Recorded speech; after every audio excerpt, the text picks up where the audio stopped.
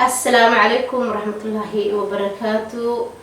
ولاalaha ku xiran farxiyo laki soo dhawaada walaashii farxiyo laki waa youtube-kiini waa youtube-keygii maasha allah mar kale iyo isku soo noqod wanaagsan waan ku faraxsanahay inaan haddana mar labaad video isoo duubo mar saddexaad mar afraadba aan wejigiina soo fariisto maanta waxaa ila fadhiso gabar aad qaali igu oo walaashay aan aad u jeclahay deeqa la dhahaa deeqa cabdiraxmaan deeqa official waa youtuber cusub deeqaladan official waa youtuber cusub insha Allah taala qof walba oo aan faniskay kamid ah soo dhaweeyaa baan rajeynayaa hadii Ilaahay yiraahdo videoga aan wada duub hadda aan duubayo ayaan soo dhigi doonaa linkigeeda si walaaltinimo in haris ku jirto ayaan kaga codsanayaa inaad subscribe-ka siisaan soo booqataan faniskeedana ka mid noqotaan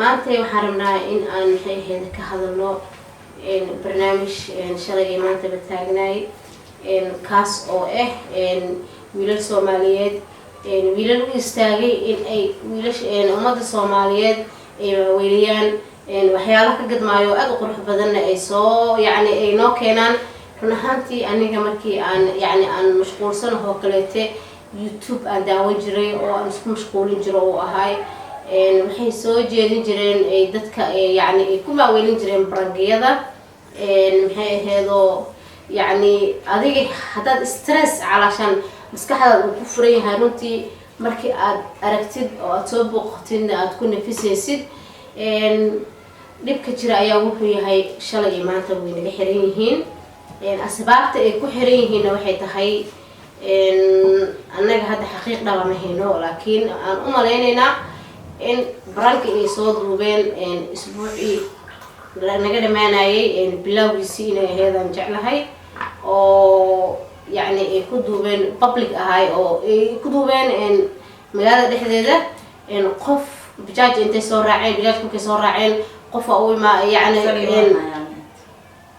taliya wahaya qof imaanaya qofkii salaamayaan sug telefoon wacanaya kadib taliya wahaya run ahaantii sababtaas darteed inay u xiran yihiin umaleynaya deeqo haddii aan ra'yiga aniga aan ka qabo calaashaan iyo sida aragtideeda ay tahay aan kula wadaago marka ayadii oo ma aragtay ay dadkii maaweelinayaan ayadii oo dadka maxay aheedo ay dhalinyaro badan oo inay mashquusho oo waxyaalo kale ku fikirta camal ay maxay aheedo ay kaga dayan karto ra'yigaas quruxda badan leh hadiisan qofna dilaynin aysan waxba soo dhaceynin aysan wax ilid ay ku yihiin aysan jirin noloshooda ay ka raadsanayaan in ay dadkii maaweeliyaan asbaabta taarget looga dhigtay oo laba maalin inay ku jiraan maxay aheedo gacanta dowladda oo xorriyadooda laga qaado maxaad deeqay dhihi lahayd wallahi maanta waa ku xumahay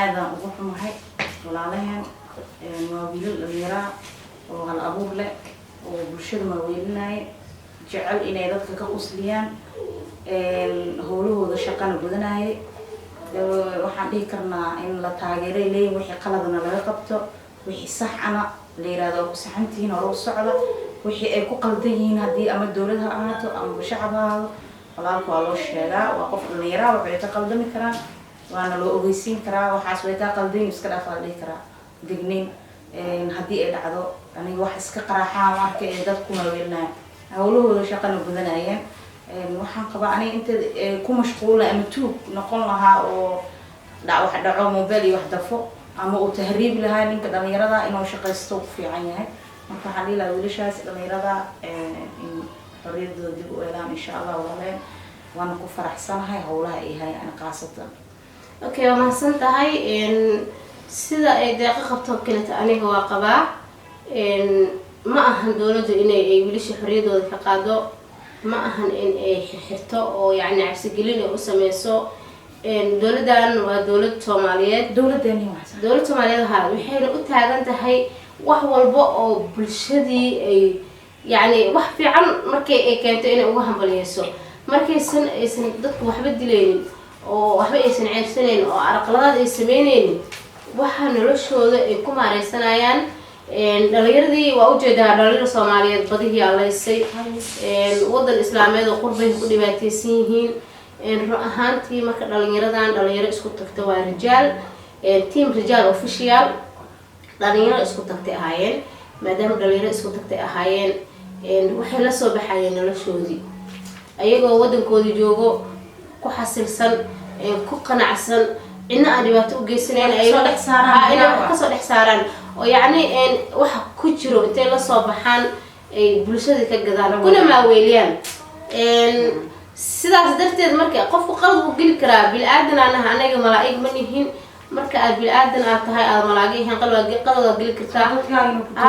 marka qaladkaaga lagu tuso inta loo yeero inta aan xorriyadooda laga qaadin waxay ahayd in la dhaho waxaana ku qaldantihiin iska daaya waxaana waa ku sacan tihiin. laakiin ma ahayn in maxay aheedo xarig loo geysto xorriyadooda laga qaado.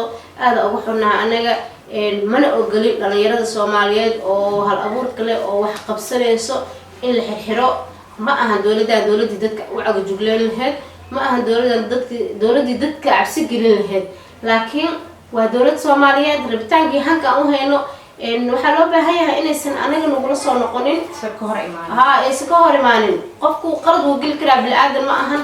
mar hadduusan dhiig daadin waa in loo digaa oo la dhaho sida tani aa wax ku wadaa ama haboono sidaan wax ka bedel ayagana lagu dhiirigeliyo.